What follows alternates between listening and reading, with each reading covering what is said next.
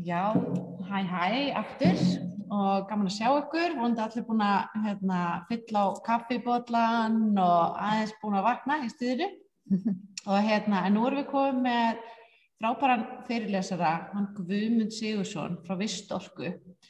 Og hann búin að vera, hann frumkvöðull þegar hann berst á móti straumnum oft á tíðum og lausnamiðaður. Og hefur verið að hugsa í sjálfbærar áttir fyrir hönd Vistorku og hjá Akureyrarbæ. Og við fengum hann til okkar til þess að segja okkur aðeins frá bara sínum störfum og hvetja okkur og opna augun okkar fyrir tækifærunum á svæðinu. Guðmundur, bestu þakkir fyrir að koma og vera með okkur. Þú ætlar að deila með okkur nokkrum slædum, eða ekki rétt hjá mér? Jú, ég seti bara smá fyrirlestur í gang. Já, gjörðu svo vel. Takk.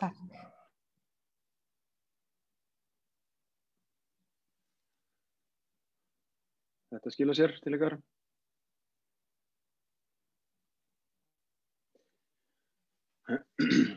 Já, Vistorka á 6 ára afmæli í maí og var stofnuð af Norðurorku og í eigu Norðurorku 100% og Norðurorka náttúrulega í eigu Akureyrarbæjar og fleiri sveitarfélaga. Þannig að hlutverk okkar hefur verið að vinna svona að þessum orkuskipta málum og fræðslu og innleiðingu á allt það sem tengist loftslags- og umhverfismálum hérna á þessu svæði. Akureyri náttúrulega langstærsti bæjarkjarninn í svona utan höfuðborgarsvæðisins, þannig að það svona hefur kannski Akureyrarbær átt vist svona forystu hlutverk í þessu, eins og þið kannski þekkið mörg. En þetta hús var byggt, og nú bara gaman að þessari mynd, þetta hús var byggt fyrir 2-3 árum og inn í þessu hús eru Landsnet og Vistorka og Fallorka, Ísor, Orkustofnun, Orkusetur og Orkusjóður. Og hér svona skemmtileg dýnamík í gangi og aðeins svona mikið spjall orkumálin og gott að hafa fólk frá Ísor þegar eru eldgos á Íslandi til að fá heitustu upplýsingar. En við sem sagt í gegnum tíðina og Vistorka verður kannski til upp úr þessum verkefnum sem var verið að brölta í hér á svæðinu, moltu og lífdísilframleiðslu og svo metanframleiðslu, og hugmyndin var svona að reyna að efla og styrkja þessar einingar sem voru í upphafi náttúrulega brothættar og svona að koma sér af stað og þá höfðu lítið svigrúm í kannski þróun og markaðsstarf og þess háttar. Og Vistorka hefur svona tengst þessum verkefnum með þeim hætti, verið að reyna hvetja aðila til að taka þátt í þeim og svona reyna efla verkefnin.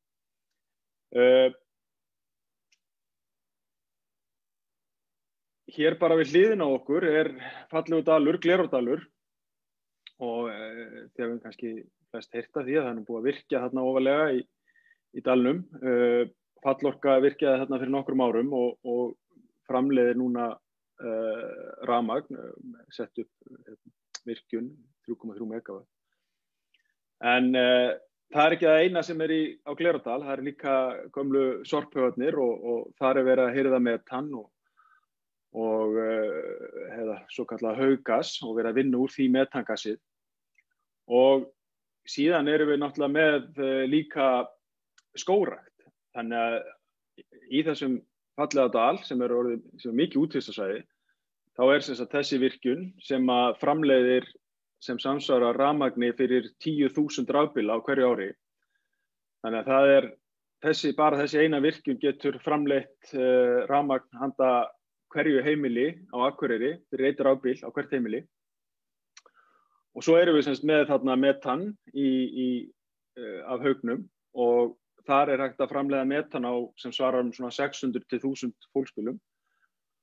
Og svo erum við með bullandi skógrækt, þannig erum við líka að binda og sækja kolefnið á Glerárdal. Við erum sem sagt búin að koma okkur vel af stað í orkuskiptunum í samgöngum sem náttúrulega stóra málið í loftslags verkefninu.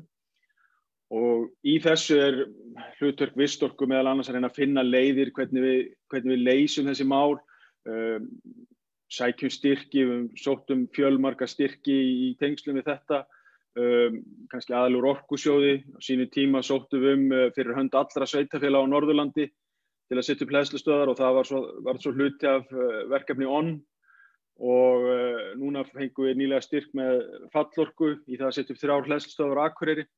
Það sem að fara í gangi í sumar. Þannig að svona hefur Vistorka spilað með aðilum, reynt að finna, búa til verkefnin, stilla upp einhverjum styrkvænlegum verkefnum og reyna að fá svo aðila að borðinu. Og sama með metanið, okkar hlutverk hefur verið svona að reyna að lobbyast í kringum þetta, tala við aðila sem að mögulega getur orðið viðskiptavinir og svo náttúrulega innflytjendur og umboðsaðila á bílum sem að geta boðið metan. Og svo náttúrulega það sem kannski stóra málið í því að við erum að leita framtíðarlausn með framleiðslu á metani og höfum verið að vinna í það sem kallaði líforkuver, þar sem hugmyndin gengur út á að hirða allan lífrænan úrgang sem fellur til á svona, við getum sagt, Norðurlandi og reyna að framleiða verðmæta vörur úr því eins og þá moltu og lífdísil og metan. Og þá værum við að tala að við varum að svona 5-falda núverandi framleiðslu og jafnvel 10-falda mögulega af metani og sama með lífdísilinu, við varum að 10-falda núverandi framleiðslu af lífdísilinu ef við færum í þetta líforkuver. Hérna glæsileg mynd af moltu og þetta náttúrulega bara eins og við höfum stundum kallað hann okkar loftslagshetja. Hér höfum við minnkað losun miðað við ef allur þessi úrgangur sem þarna hefur farið í gegn hefur farið í urðun, að þá væri svæðið búið að losa það sem nemur sirka 100.000 tonnum aukalega. Þannig að þetta sannarlega alvöru loftslagsverkefni, en síðan hefur þetta náttúrulega verið líka bara frábær áburður og nýst vel hér á svæðinu í bæði landfyllingar og græn svæði. Og sem hluti af þessu svona sorp innleiðingakerfi hér á svæðinu, þá þetta eitt verkefni sem að Vistorka fór í gegnum með Norðurorku og Orkusetri og Norðurorka náttúrulega sá hag í þessu varðandi fráveitukerfið, að fólk sé ekki að setja fituna í fráveituna og stífla rör og Orkusetur náttúrulega sá hag í því að þetta yrði notað í staðinn fyrir olíu. Þetta verkefni hefur skilað svona, okkur sýnist að svona hvert heimili sem safnar að safna einhvers staðar á bilinu 2 til 4 lítrum á ári. Þannig að þetta alvöru tölur og skipta máli, bæði náttúrulega eins og þetta í fráveitukerfinu, í loftslagsmálunum og svo náttúrulega ekki síst fyrir Orkey að framleiða svo lífdísil úr þessari vöru.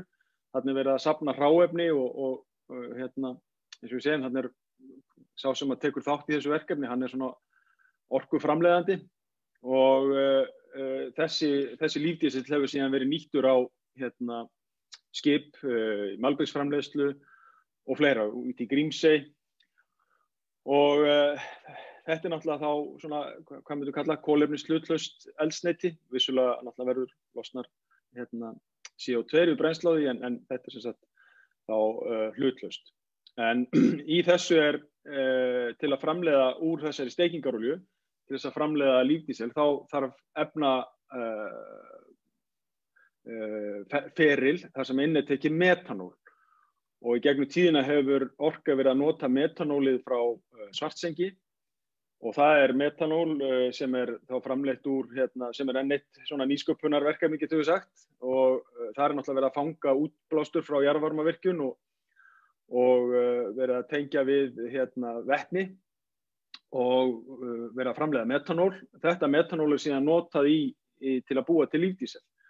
Þannig við höfum sagt að af því að það algjörlega grænt metanól að þessi lífdísill hjá Orkey hann eins grænn eins og hægt með hitaveitunni, rafmagninu og úrgangi og svo metanólinu. Þannig að þetta hann fengi stórt grænt svansmerki ef hann færi gegnum vottunarkerfi. Nú, eitt verkefni sem við erum í núna, svona búið að vera undirbúningi mörg ár og margar lausnir verið skoðar. Við erum að hefja svona fyrstu skrefin í orkuskiptum í Grímsey. Það eru 2 vindmyllur á leiðinni til landsins, 6 kW og sömuleiðis sólarpanelar.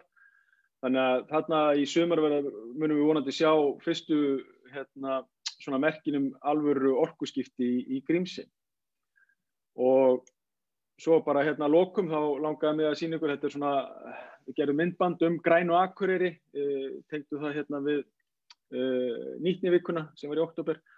Og þetta nú svona bara síðasta skjámyndin í því myndbandi. Við storkaði með YouTube-rás og þið getur fundið nokkuð myndband þar rafbíla og líforkuver og svo Grænu Akureyri. Og það svona, alltaf best að enda svona fyrirlestur á því að sko okkar hlutverk og eins og við sjáum okkar hlutverk í þessu að við viljum reyna að gera íbúum hér á svæðinu kleift að lifa eins umhverfisvænum lífstíl og mögulegt Og með öllum þessum verkefnum þá getur íbúinn hér, hann getur í rauninni sagt bara ef hann tekur þátt að hann sé með mjög lágt kolefnisspor. Og það nú svona hugmyndafræðin á bakvið þetta. Takk fyrir það.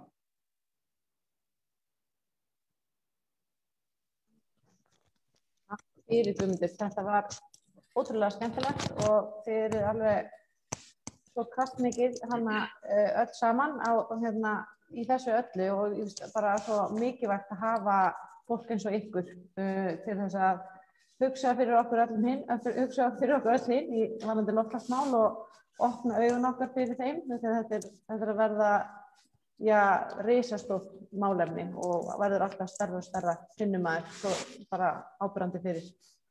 Já, einmitt, og það svona þetta inn í svona kannski frumkvöðla og nýsköpunar umræðuna að auðvitað náttúrulega ofsalega mikilvægt að fá góðar og flottar hugmyndir en það þetta og það það sem við þekkjum eins og þú kannski sagðir áðan líka að maður oft með vindinn í fangið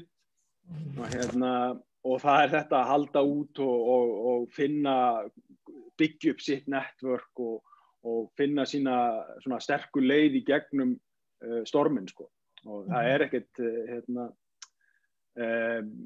það ekkert endilega einhver að koma og gera það neitt fyrir mann sko. Algjörlega, þetta frábær loka Guðmundur og einmitt akkurat það sem frumkvöðlarnir þurfa, það má ekki gefast upp, bara áfanga. Það einn dagur góður og svo einn dagur slæmur og það bara eins og það En bestu þakkir fyrir að koma að eyða laugardagsmorgninum með okkur og koma með frábær orð inn í umræðuna. Góða punktar. Takk fyrir. Góða helgi. Já, takk sömuleiðis. Jæja, þá Arnar Sigurðsson mættur hér við hliðina á mér. Hann sem sagt maðurinn sem í rauninni búinn að vera svolítið á bak við alla þessa tækni og maðurinn sem búinn að láta hlutina verða til, svona raunverulega með öllum tækjum og tólum og þú komst með bara, heilt skott af alls konar dóti hingað. Já, það var svona smá áskorun að vera með nægilega græjur til að við gætum svona séð út þetta fallega útsýni og við vildum endilega koma á staðinn en þurftum auðvitað að hafa svona réttlætingu á því sem að var auðvitað að geta sýnt áhorfendum svona hvernig þetta lítur allt saman út. Og bara svo frábært að því að hann Arnar með mastersgráðu í kvikmyndagerð sem við komumst að sem góð saga en sem ég ætla ekki að taka akkúrat hér og það líka sýnir svo frábært að hafa mann eins og þig í svona teymi og sýnir bara fjölbreytileikann hvað hann mikilvægur í teymum bara almennt að það sé einhver sem með mastersgráðu í kvikmyndagerð og annar sem sérfræðingur í nýsköpun og þetta sé svona ólíkt fólk. Já, við ræddum þetta eitthvað kvöldir, það eitthvað við verkefni sem mann finnst maður getur bara séð sitt svið og treystir bara því að hinir taki þann bolta sem þeir eru að gera. Það eitthvað svona sérstök, hvað ég segja, bara sæla að vera í svoleiðis verkefnum sem maður bara veit að allir eru að sinna sínu og maður þarf bara að taka eitt ákveðið svið. Það verður svo gaman. Þegar maður veit að bara allir eru í sínu og gera það sem þeir elska að gera og samt bara einhvern veginn að gera alls konar hluti sem maður hefði kannski aldrei getað gert einn. Algjörlega. Það þannig sem þetta búið að vera, Hacking Norðurland. Já, það sammála því. En þú ert nú búin að gera, töluvert, þú ert búin að gera alls konar hluti og ég bara verð að segja, ég er ótrúlega glöð að hafa kynnst þér því að þú ert með fullt af reynslu og þekkingu á bak við þig. Þú ert búin að stofna frumkvöðlafyrirtækið Austan Mána. Þú komst að Caroline Founding, Blábankinn, það er verkefni sem þú var á þínum sem þú varst í forsvari fyrir, eða ekki? Jú, frumkvöðla bakvið. Mér langar bara eiginlega svona, segðu okkur aðeins frá bara, svona, hvernig þetta allt saman byrjaði og hvernig þú fórst í þessa átt? Já, svo skrítið að maður oft sér ekki áttina sem maður er að fara í fyrir en eftir á. En ég fattaði þegar ég leit tilbaka fyrir svolítið smá síðan að allt sem ég hef verið að gera hefur einhvern veginn tengst á einhvern hátt að koma sköpunarkrafti einhvern veginn opna sköpun og fá samfélög inn í sköpunarferlið og svona ákveðna lýðræðisvæðingu nýsköpunar.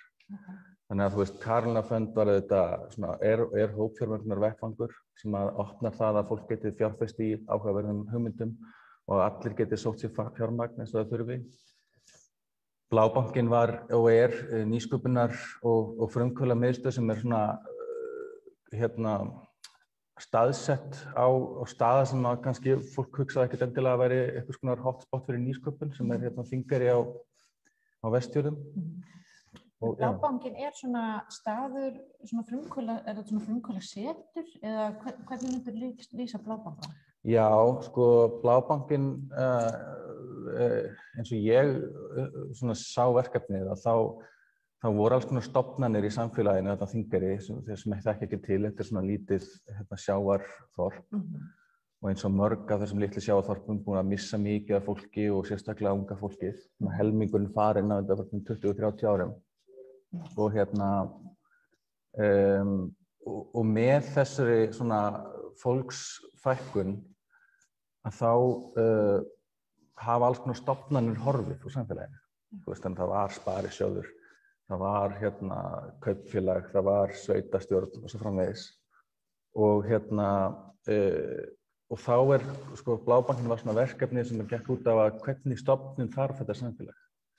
Það var svona skapandi stofnun einhvern veginn, Og þá var það að hugsa hvernig er hægt að mæta þörfum íbúana sem að hafa mistað svona þjónustu, en líka hvernig er hægt að skapa eitthvað nýtt á staðnum. Já, akkurat. Þetta er svo mikilvægt að sérstaklega eins og Þingeyri ímyndar mér að fá eitthvað svona verkefni þarna inn sem að gefa svona kraft. Það er alveg einstakt. Ég er alveg sem það. En mér langaði aðeins líka að spyrja þegar þú ert líka að gera, þið fengu styrk, hópur, til þess að gera ákveðna rannsókn. Er það ekki rétt hjá mér? Jú, þetta er svona rannsóknar og þróunarverkefni. Já.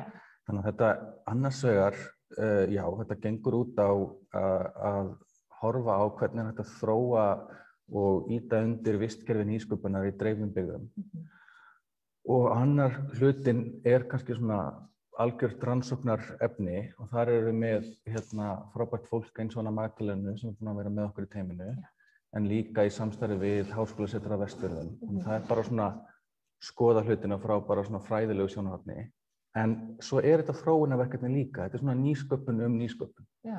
Þannig að við erum líka að skoða alls konar tilraunir sem hafa verið gerðar, erum með alls konar þróunarferli og erum raunverulega ætlum að vilja enda með módel eða blueprint fyrir bara hvað er hægt að gera til að styðja við frumkvöðlaumhverfi í dreifðum byggðum.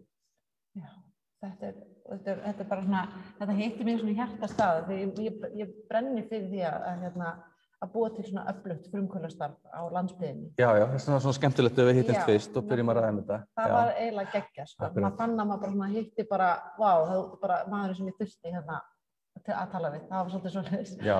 Og mér fannst það skemmtilegt þegar ég var að tala við þig fyrst, þá ræddum við svona, ef þú talar hugtakið markmiðadrifin nýsköpun. Segðu okkur, hvað þýðir það nákvæmlega? Já, þetta er fyrirbæri sem mér finnst mjög áhugavert og ég hef verið að skoða og lesa og það hægt að þýða það sem sko markmiðadrifin nýsköpun eða leiðangursdrifin nýsköpun líka. Þetta þýðing á svona mission oriented innovation. Og það sérstaklega hagfræðingur sem heitir Mariana Mazzucato sem búin að vera að ræða þetta. Þetta hefur einhverju leyti verið tekið upp á Evrópusambandinu og orðið svolítið svona heitt topic í dag og gengur út á að horfa kannski á nýsköpun sem svona ferli til þess að ná einhverjum stórum samfélagslegum markmiðum. Og að samfélagið eigi að setja sér markmið og svona beina nýsköpun í þær brautir sem að mannkynið þarf á að halda, sem að segja. Að það eigi ekki endilega bara fókusera á vöxt, efnahagslegan vöxt. Af því að ég meina, sko, ég var til dæmis að skoða daginn. Við sjáum eitthvað fyrirtæki eins og til dæmis Tesla, af því við erum að tala loftslagsmál. Og það fyrirtæki sem að búa til svona grænni bíla sem eru rafbílar og þar ríkið búið að svona beina með þessa átt með svona alls konar stuðningi og styrkjum. En síðan kannski gera þeir það einn daginn og svo daginn eftir fara þeir að fjárfesta í Bitcoin sem að eyðir rosalega mikil orku og óbærslega mikil sóun á orku líka. Og það þá rosalega mikill efnahagslegur vöxtur en það ekkert endilega gott fyrir samfélagið. Þannig að þetta svona gengur út á að við þurfum að hugsa ekki bara vöxt sem hversu mikill vöxtur, heldur hvert erum við að vaxa. Ok, en eitthvað? Já. Það ekki þessu teleskóp. Nei, það eitthvað að gera eitthvað. Ok, fyrirgefðu smá tæknileg, nú erum við með tæknimannin hér, þetta allt böndunum. Já, nei, en já, ég veit ekki hvort ég kannski svara þessu alveg nógu vel, en það sem að sko, það sem verið að skoða það, að oft, við vitum ekkert hvað í nýsköpun verður málið í framtíðinni. Og það sem að gerist oft það, að við setjum okkur ykkur ákveðin markmið, við viljum labba ykkur ákveðin átt. Til dæmis, eins og þið eru að skoða þú veist, við viljum verða kolefnis hlutlaus og gera eitthvað í þessum málum. Og út frá þessum markmiðum að þá verða oft svona alls konar, með að setja skýr markmið sem maður ætlar að ná, það verða alls konar hlutir sem koma til og uppgötast í leiðinni. Akkurat, það nefnilega, mér finnst það svolítið svona, mér finnst það eitthvað svo flott hugsun, að vera með, ef maður er með einhverja sín og segjum bara til dæmis núna ef við ítum aðeins á sveitarfélögin, ef að þau myndu vera með einhverja ákveðna sín, bara við viljum byggja upp græna innviði, við viljum byggja upp græna framtíð á landsbyggðinni eða á Norðurlandi eða bara Íslandi. Og þá held ég sko einmitt að það neyðast allir til þess að hugsa í þá átt. Akkurat. Og í alls konar, það getur verið í bara að búa til matinn eða það getur líka verið að byggja upp risa gróðurhús eða þú veist, bara hvað sem það er. Og þannig að þetta er mjög flott og svona skemmtilegt að velta þessu fyrir sem er markmiðadrifna nýsköpun. Og þú veist svo, þú veist að koma inn með svolítið svona nýjan blæ finnst mér inn í þennan nýsköpunar heim og þú ert líka búin að stofna eitthvað sem heitir hugmyndaþorp sem við erum að nota hérna í dag og helgina og þar komstu líka með nýtt svona hugtak sem heitir samsköpun að skapa eitthvað saman. Það er líka mjög fallegt hugtak að geta og hentar okkur af því að þú ert að vinna þetta verkefni með svona dreifðar byggðir. Hentar okkur svo vel þegar ég bý á Akureyri og þú byrjar fyrir vestan, en við erum kannski bæði að hugsa að gera eitthvað með vetni og þá getum við einhvern veginn tala saman þó að við búum með marg hundru kílómetra á milli okkar. Já, auðvitað, er þetta annars vegar spurning að brúa svona fjarlægðir og við höfum heldur betur auðvitað upplifa hvernig það breyttist í COVID-inu. Það sem að mig langar líka að brúa með hugmyndaþorpinu eru þessi box sem við erum öll í. Og þetta með markmiðadrifni nýsköpunina, það líka, spurningin sko, við verðum að setja okkur markmið, við verðum að vita hvert við ætlum að ganga sem þjóðfélag, en við getum ekki sagt fyrirfram hvernig við ætlum að gera hlutina, hver ætlar að koma lausnirnar eða hverju þeir að verða. og oft koma lausnirnar einmitt þegar svona tveir mismunandi heimar mætast. Það eru kannski vísindamennirnir sem eru búin að pæla í orku, þeir eru búin að fara á fullt af ráðstöfum saman og eru búinir að tala við hvern annan alveg út í endanlega, sko. En það vantar kannski að vísindamennirnir og leikskólakennarnir tala saman, eða listamennirnir og stjórnmálamennirnir.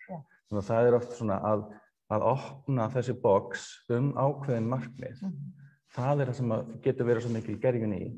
Það er það sem mig langar svo að hugmyndaþorpið geti svona stuðlað að.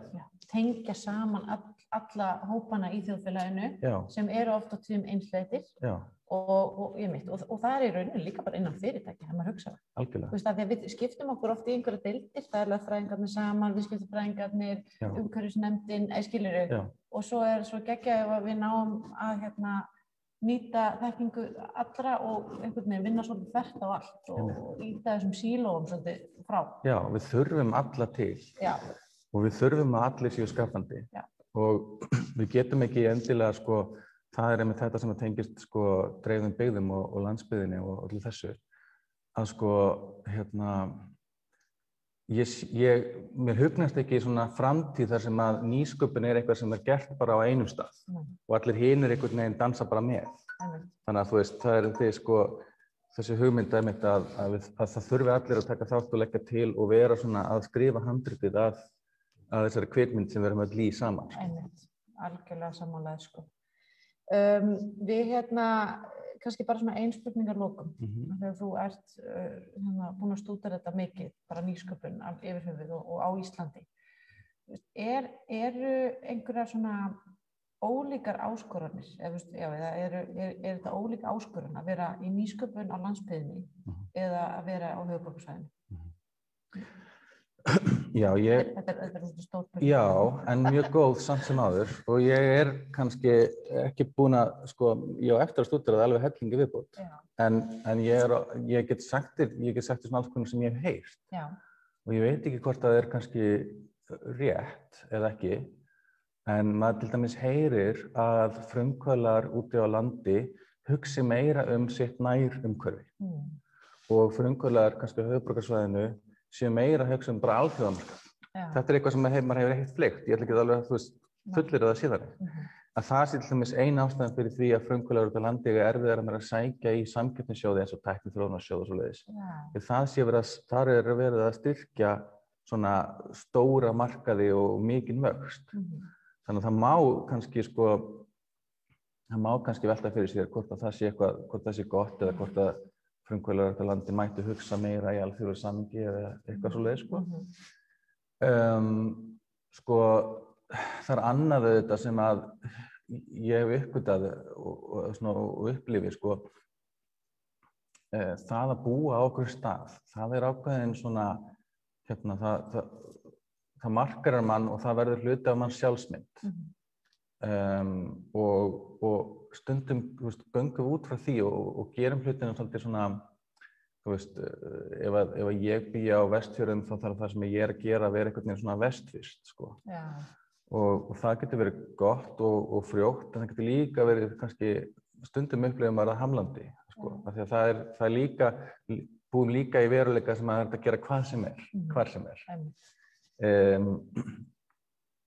Sko, auðvitað, mér finnst tækifærin hins vegar,